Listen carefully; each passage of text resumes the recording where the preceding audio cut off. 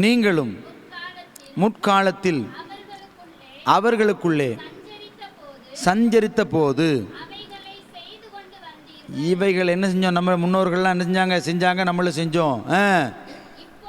இப்பொழுதோ கோபம் மூர்க்கமும், என்னென்னு கோபம் மூர்க்கம், விசுவாசிகளுக்கு பார்க்கணுமே மூர்க்கம். நாங்களாம் அந்த சர்ச்சு வேலை செய்யும்போது சில ஜென்ஸுகள் கட்டப்பாறை எடுத்து நிற்பாங்க. இந்த பக்கம் ஊழியத்துக்கு ஒப்பு கொடுத்தவர் இங்கே எப்படி இருப்பார்? கடப்பாறை எடுத்துகிட்டு நிற்பார். அங்கிட்டு ஒருத்தர் ஒப்பு கொடுத்தவர் மம்பட்டி எடுத்து நிற்பார். நடுவில் நாங்கள் சமாதானம் பண்ணி அந்த வேலை வாங்குறதுக்குள்ளே ஐயோ இவங்க இங்கே வந்து ஞாயிற்றுக்கிழமை பார்க்கணுமே ஆராதனை, ஆஹாஹா, அதுவும் அவங்கள ஆராதனை பண்ண விட்டோம்னா போதும். எப்படி ஆராதிப்பேன்? அப்போ தான் பரலோகத்துலேருந்து இறங்கி வந்த மாதிரியே இருப்பேன். எனக்கு இதெல்லாம் பார்த்தா எப்படி இருக்குன்னு தெரியுமா? வேலை செய்கிற வேலை கல்ல இதெல்லாம் சர்ச்சில் வேலை வாங்குவோம்ல, அப்போ ஒரு குட்டி கலாட்டா போட்டு எஸ்கேப் ஆகி ஓடுறது, திருட்டு புத்தி, இதெல்லாம் பரலோகத்துக்கு போகுது. இந்த கேஸெல்லாம் ஆண்டோடைய ஆழத்தை வேலை செய்யும்போது இதெல்லாம் பரலோகத்துக்கு போகாதுங்க. பிசாசு தூண்டுதல், இதெல்லாம் பிசாசினுடைய தூதர்கள். குணமாறாமல் நீ என்னத்தை போய் பரலோகத்துக்கு எப்படி போவ? எப்படி ஆண்டவர் கூட வாசம் பண்ணுவார்? இருதயமே சரியில்லையே. ஏசப்பா தங்குறது எல்லா இருதயத்துலையும் இல்லை, எல்லா இருதயத்தையும் வராரா? அப்போ அங்கே தான் இருக்காரு. பேச மாட்டீங்க, சிந்திக்கிறது தானே பேசுகிறேன். ஏசப்பாவுடைய கோயில் அது இருதயம்னு பொதுவாக சொல்லக்கூடாது. யாருடைய இருதயம்? நம்மளுடைய இருதயம் சொல்லக்கூடாது. யாருடைய இருதயம்? பரிசுத்தமாக வாழ்கிறவங்களுடைய இருதயம். சும்மா சொல்ல முடியுமா? சாணி சட்டியும் ஒன்றாயிர முடியுமா? நான் பேசுகிறது உங்களுக்கு புரிஞ்சவங்களுக்கு புரியும் நினைக்கிறேன். ஒரு பிரசங்கம் பண்ணால் என்னோட மனம் திரும்பிடணும் மக்கள். ஆமேன். சும்மா பழைய மாதிரி இருந்துடக்கூடாது. எல்லா இருதயத்திலும் வாசம் பண்ணுறாரு. பொய்க்காரன், திருடுறவன், கோல் சொல்கிற ஆள், சுரண்டி பேசுகிற ஆள், கஞ்சாடை கட்டுற ஆள், இந்த ஆளுகிட்ட ஏசு வாழ்வார். சர்ச்சுக்காரங்க பூரா தானே செஞ்சுக்கிட்டு இருக்காங்க. ஆமாவா இல்லையா? அப்போ மனம் திரும்பணுமா இல்லையா? இன்றைக்கி மனம் திரும்புறது எப்படி? இந்த மாதிரி சுபாவங்களை விட்டுடணும். அதான் மனம் திரும்புறது. ஏசு யார் கும்பிடாமல் இருக்கா? ரோட்டில் போகிறவன் எல்லாம் பாருங்கள், சர்ச்சுக்கு முன்னாடி வந்து என்ன செய்வாங்க? வண்டியை நிப்பாட்டிட்டு அவங்களுக்கு தெரிஞ்ச எதையாவது ஒன்று சொல்லிவிட்டு போவாங்க. ஆமாவா இல்லையா? அது ரொம்ப ஈஸி. அதுதான் நம்ம செஞ்சுக்கிட்டு இருக்கோம். ஆமாவா இல்லையா? அது ரொம்ப ஈஸிங்க. இதெல்லாம் விடணும். நீங்கள் இதெல்லாம் நானும் நீங்களும் விட்டால் தான் அதுக்கு பேர் தேவப்பிள்ளை, இல்லைன்னா பாவப்பிள்ளை. ஆமேன். இருக்கிறீங்களா? ஆமேன். கும்ப குறையுது. பக்கத்தில் தண்ணி கிண்ணி இருந்தால் குடிச்சிக்கோங்க, ஹார்ட் அட்டாக் வந்துட போகுது. வசனம் இப்படி தானே சொல்லுது. படிங்க. இப்பொழுதோ கோபமும் மூர்க்கமும் பொறாமையும் உங்கள் வாயில் பிறக்கலாகாத தூசணமும் வம்பும், வம்புவா சண்டலுக்கு தூண்டுறது. சில பேர் பாருங்களேன், புருஷன் வரட்டும் இன்னைக்கு சண்டலுக்கு எப்படிலாம் அப்படின்னு உட்காந்துருக்கு மனைவி. புருஷன் வந்து அவன்கிட்ட எப்படிலாம் வம்புழுக்கலான்னு பிளான் பண்ணி வம்புழுத்துரும். வம்புழுத்து குட்டிகளாட்ட போட்டு விடிய தூங்காமல் ஆக்கிடுவோம். அவன் காலையில் தூக்க வெறியோடு போய் பைக்கில் போய் எங்கேயா விழுந்து ஆக்சிடென்ட் ஆகிடுவான். அப்புறம் ஆண்டவரேன்னு சொல்லிட்டு சில கணவன் வம்புழுப்பான், மனைவிக்கிட்ட எப்படி வம்புழுக்கலான்னு பிளான் பண்ணுவான். பிளான் பண்ணி ஒரு வம்புழுத்துருவான். இதுதான் பைபிள் சொல்லுது. கணவன்ட்ட எப்படி வம்புழுக்கிறது, மனைவிட்ட எப்படி வம்புழுக்கிறது, பக்கத்து வீட்டுக்காரன் எப்படி வம்புழுக்கிறது, கூட இருக்கவன்ட்ட யார் வம்புழுக்கிறது, இதெல்லாம் ஒரு வாழ்க்கையா? இதெல்லாம் என்ன வாழ்க்கை? இதெல்லாம் வாழ்ந்துக்கிட்டு நீங்கள் கிறிஸ்துவர்னு சொன்னால் யாரை ஏற்றுக்குவாங்களா? நான் பேசுகிற புரியுதா? இதெல்லாம் பண்ணிக்கிட்டு நம்ம கிறிஸ்தவன் எப்படிப்பா சொல்ல முடியும்? அதில் வேறு உடன் ஊழியர்களாம், உடன் கெடுதலர்கள். அவங்களுக்கு பேர் உடன் கெடுதலர்கள். சபையை உடன் கெடுதல். உங்கள் லைஃப்பை பார்ப்பாங்க. நீ இந்த சபையில் உடன் ஊழியக்காரனாக இருக்க, நீ இந்த சபையில் உடன் ஊழியக்காரியாக இருக்க, ஐயையோ அப்போ நீ மோசமான ஆளாச்சு. அப்போ அந்த பாசும் மோசமாக இருப்பான், ஜபையும் சரியில்லைன்றவாங்க. ஆமாவா இல்லையா? அப்போ எப்படி இருந்துருக்கோம்? பேச மாட்டீங்களே, எல்லாம் கவுந்தடிச்சாச்சு கீழே. கவுந்தடிக்கிற முக்கியம் இல்லை, மனம் திரும்ப நீயோட.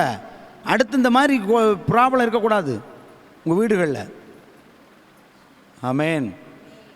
சும்மா வந்து ஏசப்பாவை ஏமாற்றிக்கிட்டு இதெல்லாம் என்ன பழக்கம்?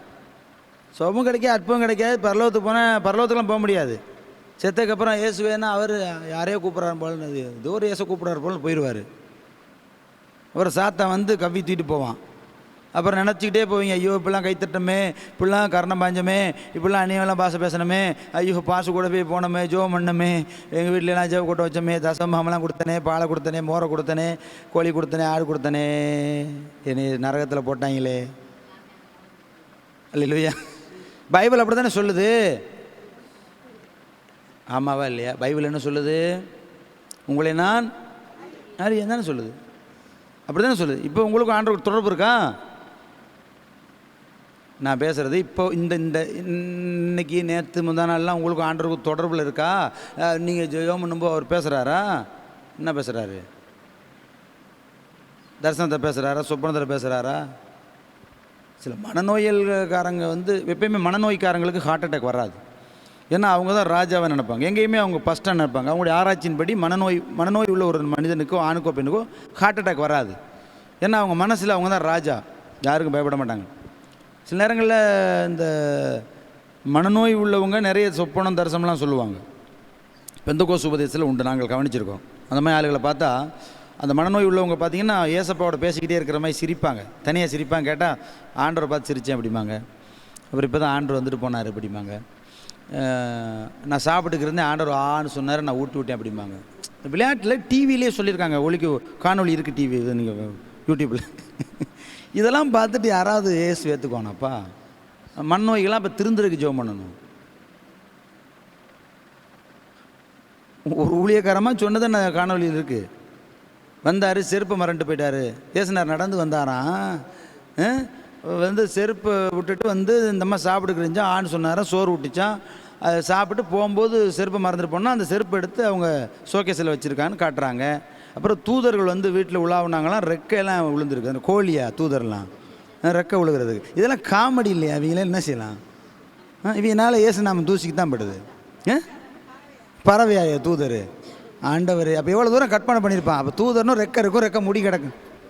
அப்போ இது மாதிரி தான் சபைகளில் தீர்க்கதரிசனம் கள்ள தீர்க்கதரிசனம் சொல்லிக்கிட்டு இருக்குது பிசாசுகள். அல்லேலூயா சொல்லுங்களேன்.